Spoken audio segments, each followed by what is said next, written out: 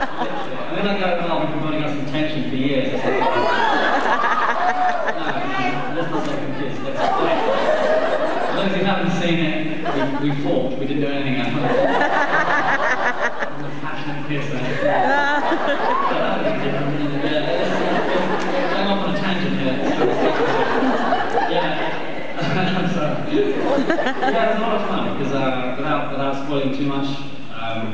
Usually when we do the whole wand thing, nothing happens. It's just sort of like you just do it, and then you add it in all the effects and stuff later. Whereas the bathroom scene, they actually rigged the whole thing up with explosives and lasers and stuff. So every time we did that, they blew up the toilet. So it was great fun for us. Me and Daniel, it's supposed to be like 2 or 3 days shooting in there, and we made it last about a week. So did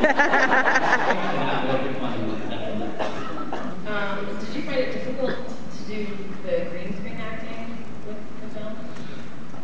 Not really. I think we've all sort of been brought up doing that now. We're all so used to it. It's kind of weird when you watch a film and think, that didn't exist, where was that? And loads of shots you think, I wasn't standing there, how did they do that? So it's amazing quite what they can do with just a piece of green screen behind you. They can make you look as if you're anywhere. So yeah, we've always done it really, so it's not too much of a problem. And there's always loads of props on set, so it's not like you're just in an empty green chamber. That would be kind of freaky, so we're lucky for that.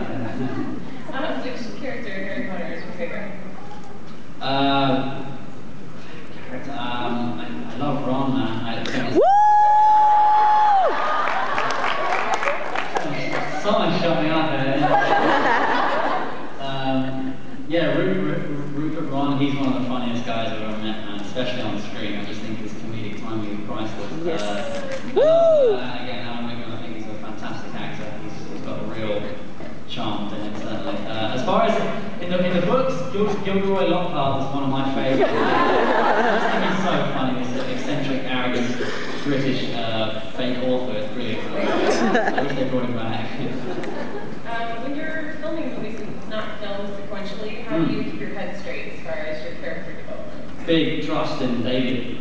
Again, massive credit to him because, you know, we shot that final scene you were talking about earlier with Dumbledore. That was like one of the first scenes we did, so it's kind of weird to work backwards from that.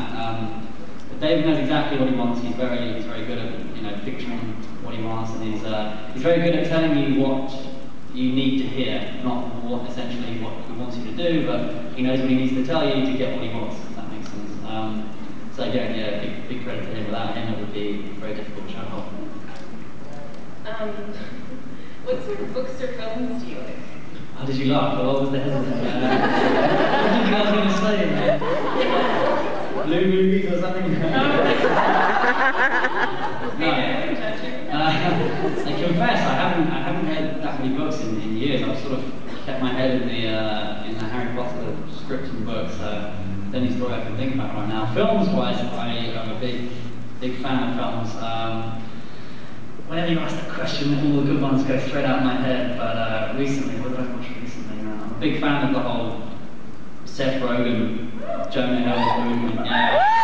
I think single-handedly they're pretty much bringing back American comedy from the American Pie days and stuff. So yeah, anything they touch seems to go to gold. So I can't wait to see some more of that stuff. Definitely. This is final bad. Okay. Honestly, does Draco secretly love Hermione?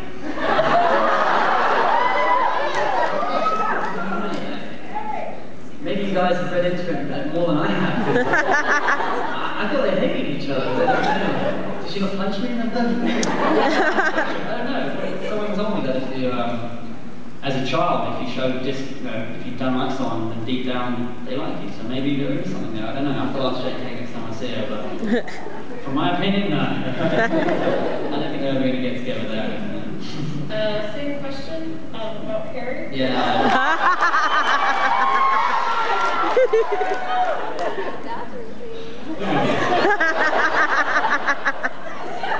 Yeah, secretly we're in love. No, I'm pretty sure our hate for each other is genuine hate, and there is no hidden feelings there whatsoever. Again, I'll ask Daniel when I get home.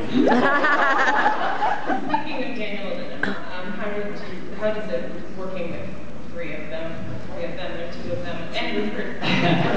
get Rupert, yeah. No, they are all amazing. They're physically couldn't have cast anyone better for the job without question.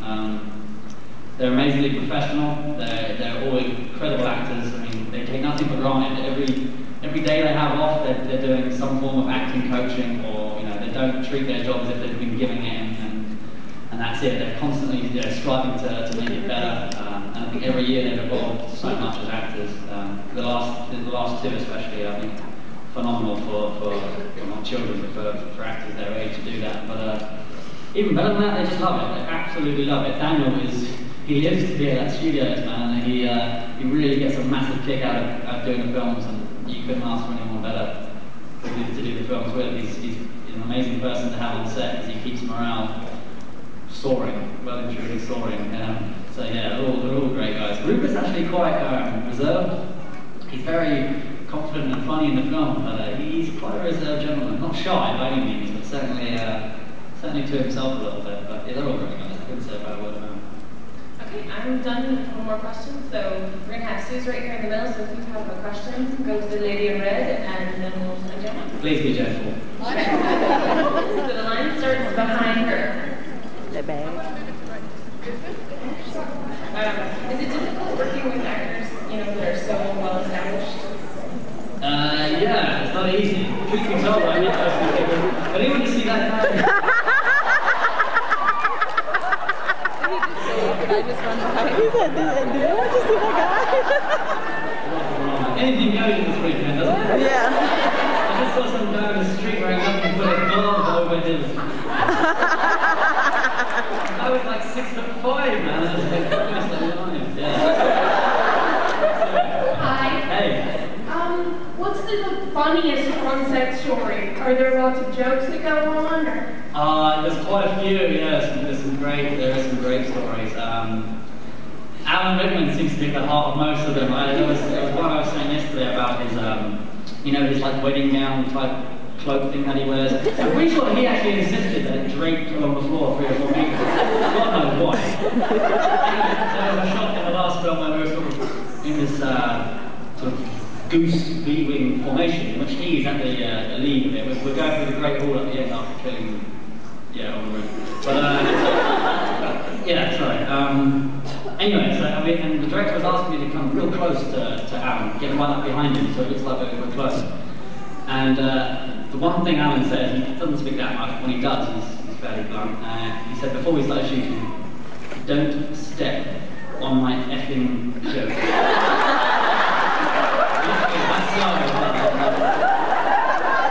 So the definitely is like starting to look at each other like, "Okay, he's a joke." I don't know whether he's joking. His cloak is attached to his neck like that. It goes quite round. So the second take, obviously, director's like, come on, get out there, get right up there. And I was walking along, looking at my feet, and finally I got it, and he went, "Yeah."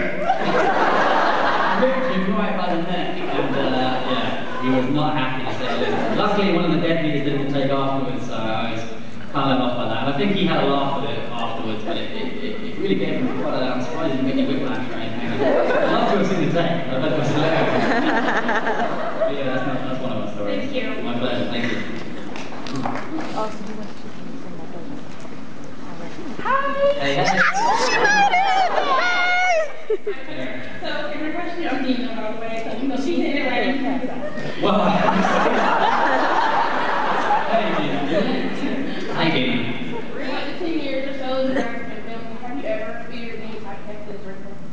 Yeah, that's a question actually we get quite a bit. I feel really lucky actually that my character especially is quite iconic from the way he looks, very pasty and obviously the blonde hair. But when I cut it off at the end of a film, literally I can go to the Harry Potter convention and people won't raise an eyebrow. So it's very, my character is very much established via his look. So I feel that if I got rid of the hair, which I will do, I promise, and put it in the sun for a few days, then and smile as well. He doesn't smile. I'm hoping that we can leave it behind, but who knows? There could be more villains.